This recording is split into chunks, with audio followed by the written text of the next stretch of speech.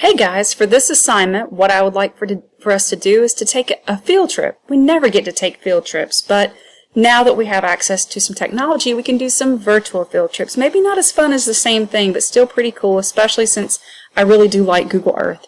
So on your Canvas page, you can actually do this yourselves independently if you don't want to follow around me with the video. You can do this and explore yourself. There's only 3 questions to answer on the Canvas page, and I'll show you what those are really quickly to find those 3 questions. It's right here on our assignment page. So it's right here. Question number 1, what made Canada so appealing to runaway slaves? And number 2, I thought it was an interesting question we might have to discuss later on. Before the Civil War, hiding runaway slaves was illegal, but many people broke this law. So I'm asking about, how do you think they justified breaking a law? As an American patriot, and we have the rule of law, and laws are important, how do you justify breaking the law? So that's an interesting concept to consider. And then number 3, what amendment abolished slavery? So going back to Google Earth, you can click on Start Exploring.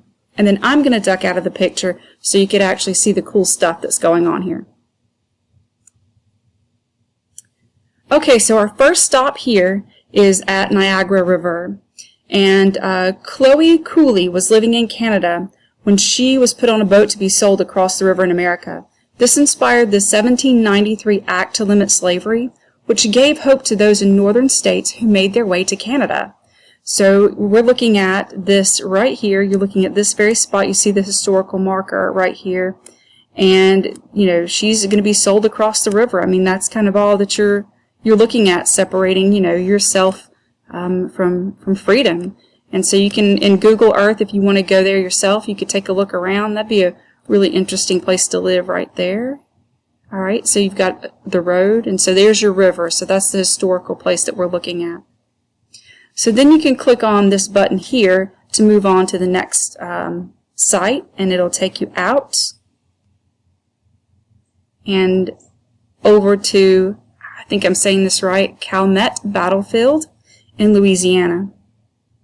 During the War of 1812, slaves heard stories about the British Army's promise to grant the black men who fought with them freedom.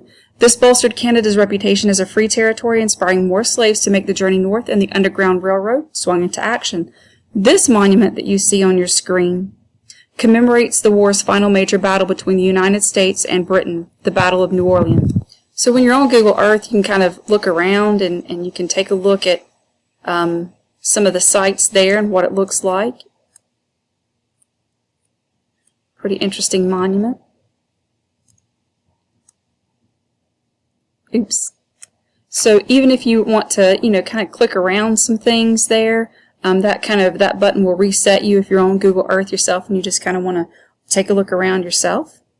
You can also click on the street view right here, the person, and sometimes it'll give you the capability sometimes to, there we go, to click on it to look at some of these other spots that you can fly directly into to get a little bit closer,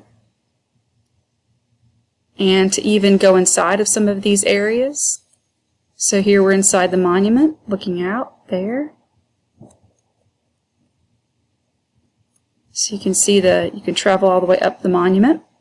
So we're going to leave this spot and travel to the 3rd destination, Wilmington Friends Meeting, a Quaker church in Wilmington, Delaware. Now the Quakers were pretty significant for the Underground Railroad. They were pacifists, which means they did not believe in fighting or war, and they were very much anti-slave. They were staunch abolitionists, so they were major helpers for people on the Underground Railroad.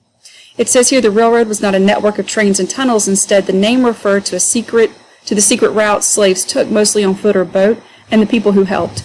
Quakers in many states were influential in the abolitionist movement. A few even helped slaves on their journeys north. This church in Wilmington, Delaware, counted Thomas Garrett as part of the congregation. Garrett assisted nearly 2,700 slaves on their journey to freedom. And so again, you can click on the street view, and you can kind of take a look at some of these places a little bit closer. Take a look around. And again, you'll have to do that by clicking on the Google Earth link if you wanted to do that yourself. It's pretty interesting how these buildings just kind of are when you exit, the street view, are just kind of there in our society. And history's all around us. Going to the fourth destination, the John Rankin House, and that's in Ohio. Safe stops along the route were referred to as stations, while conductors were the people who guided slaves to freedom. John Rankin, a conductor, would light a lantern to signal it was safe for slaves to cross the Ohio River and reach his home station. So there you see the Ohio River and kind of where his home is, not too far. And you can click on that, of course, to get a little closer, look at the street view. We'll click on that little spot there. You should be able to click on it and it takes you right up to the location and also inside.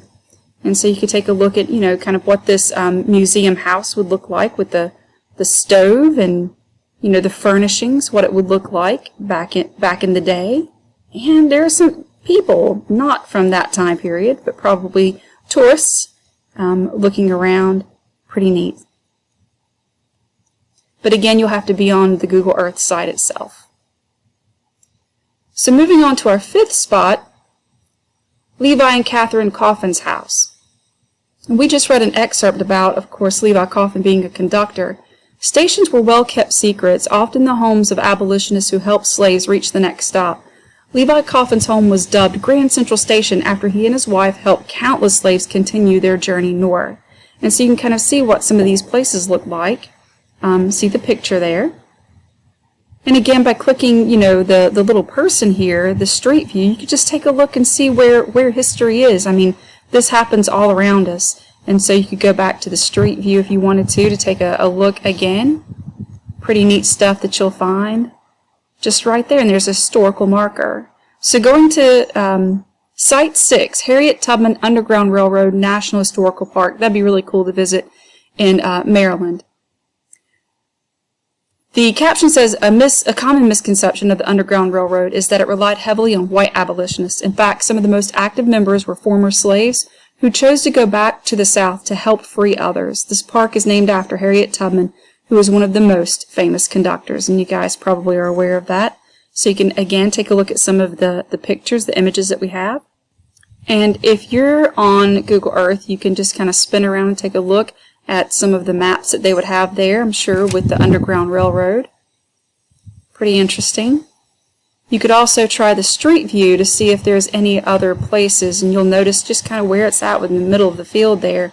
Clicking on the street view and sometimes going in for close-ups there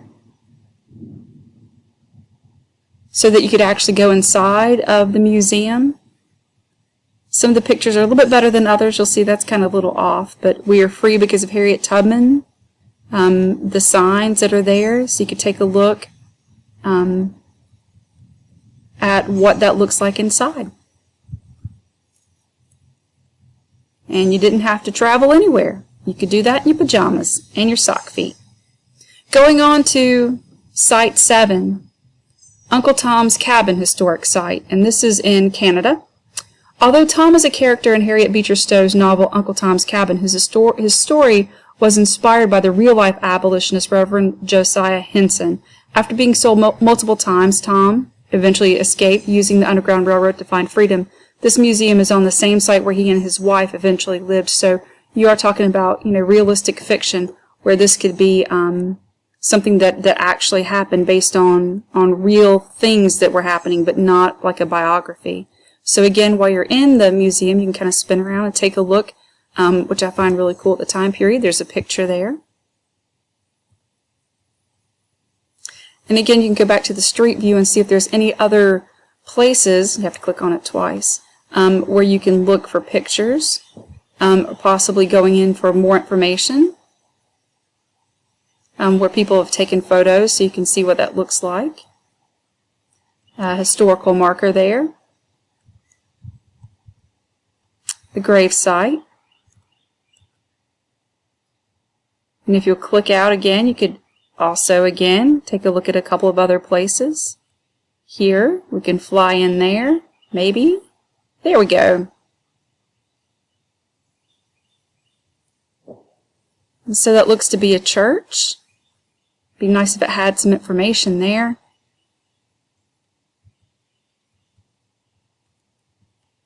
But you can investigate these things on Google Earth by yourself. And maybe we'll try to find one more place. I'm not sure what this is right here. Let's fly into that.